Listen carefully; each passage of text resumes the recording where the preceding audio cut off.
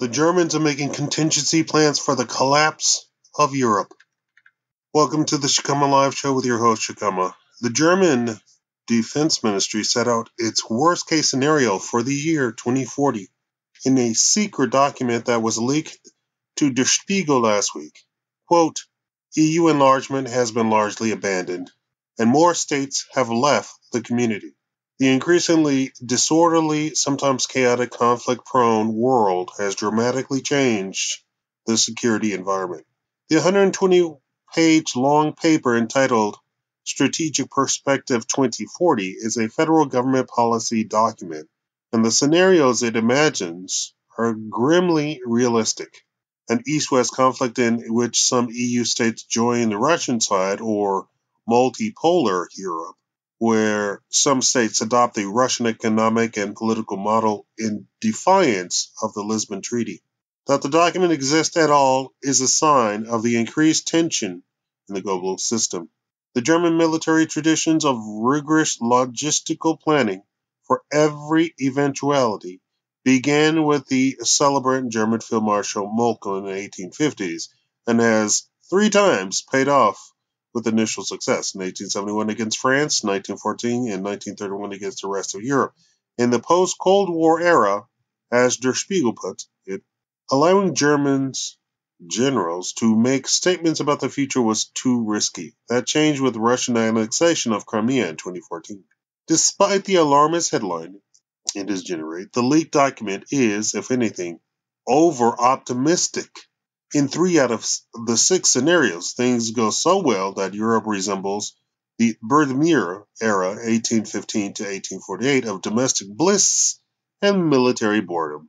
Its negative scenarios, which see the U.S. struggling to avoid isolationism and China locked in a cultural war with the West, were written before Donald Trump came to power and before Xi Jinping's strategy of creating a politicized Chinese infrastructure across Asia. The journalists to whom the document was leaked have omitted any details of what Germany is planning to do about the EU's possible collapse and fragmentation. But this is the problem facing the entire Western world. Though the urgent problem is strife, the important ones of the decline of consent among populations for the present economic system and high levels of migration, they have begun tearing holes in the fabric of the EU itself via the Greek crisis of 2014, Brexit, and its standoff between the Polish and Hungarian governments and the European Commission. Right now, the issue at the front and center of German political minds is the French President Emmanuel Macron's proposal for acceleration Europe's economic integration, which almost everybody in Germany wants to reject. Angela Merkel, CDU-CSU, because it implies require more fiscal transfers to poor countries in the periphery. The Social Democrats, because it will weaken the remaining social protections for workers, and far-right AfD because it means more Europe. Every conversation that the paper has had with German politicians and activists since the country's election has resolved around figures that the million-plus recent refugees will not be properly integrated and that the tolerance for further social change among older, less educated Germans is at a breaking point.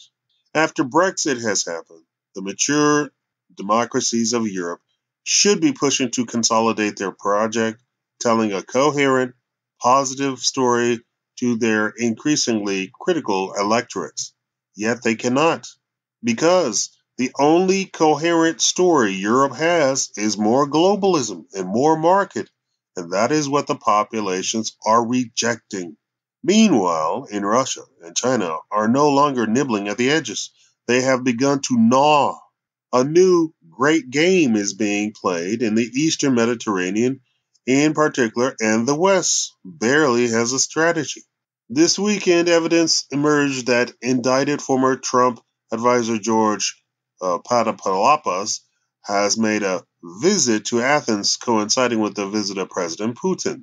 There is no evidence that they met, but they did not need to meet. Papadopoulos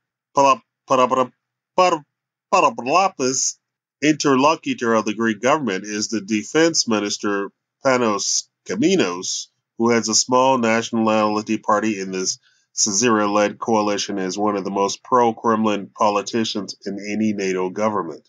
Now, after the EU ordered the mass privatization of Greek assets, Chinese money has surged in, buying the whole container port of Piraeus and in August signing billions of euros worth of investment deals with Greece. As Kostas Douzinas, the Syrian MP who heads the Greek Parliament Defense Committee, put it, while the Europeans are acting towards Greece like medieval leeches, the Chinese keep bringing money. If the Germans are making contingency plans for the collapse of Europe and the breakup of the global order, then presumably someone in the UK's Defence Academy in Shrivenham is doing the same. It would be better, though, if politicians started engaging the British electorate in a sober and nonpartisan appraisal of the problem we face. Putin's Russia is waging hybrid warfare against Western democracies, not just through cyber attacks or the placing of millions of pounds worth of ads for fake news on Facebook. It is also funding right-wing populist parties and using media influence to reveal in the sleaze of corruption and sclerosis in European democracies. In turn, there is tendency among centrist politicians to say that all opposition to the status quo, most recently in the Catalan referendum, is Kremlin-inspired. The assumption behind the UK's repeated promise of security cooperation with Europe after breakfast is that the core democracies, Germany, France, Italy, and Spain, will remain committed to NATO, democracy, and the rule of law, and that a reformed and revitalized Europe will deliver enough jobs and growth to sap the energy of the nationalist and xenophobic right. But it would also be wise for politicians to begin admitting that these things are no longer certain. If we want order, we have to create it through engagement, multilateralism, by order, accommodating what we can of the demands of rising powers and through the promotion of resilient democratic institutions. If we fail to achieve order, we must deal with disorder when the U.S. is no longer a reliable ally, nor even a stable democracy. Britain's new defense secretary should have a long look at the leaked German document. It will make a sober reading alongside the defense spending cuts he is being told to make. This is from The Guardian. The Guardian is a magazine, online magazine for Great Britain. Thank you for watching the Shakaama Live Show. And also, if you want the World Bank's take on it, you can watch my video.